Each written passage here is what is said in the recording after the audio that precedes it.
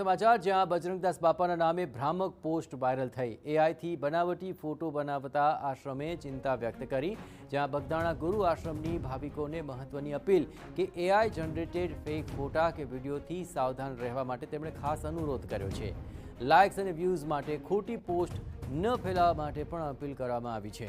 AI generated ફોટા અને reels share ન કરવા માટે પણ અનુરોધ કરવામાં આવ્યો। બાબાના પવિત્ર સ્વરૂપ સાથે ચેડા ન કરવા માટે વિનંતી કરવામાં આવી છે।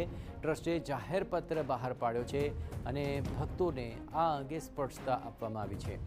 એઆઈના વધી રહેલા ટ્રેન્ડ અને ઉપયોગ વચ્ચે બજરંગદાસ બાપાના એઆઈથી બનાવાયેલા ફોટો અને વિડીયો વાયરલ થયા હતા અને તેને પગલે સુપ્રસિદ્ધ બગદાણા ગુરુ આશ્રમે બજરંગદાસ બાપાના એઆઈથી બનાવાયેલા ફેક ફોટોઝ અને વિડીયોઝથી સાવધ રહેવાની અપીલ કરવામાં આવી।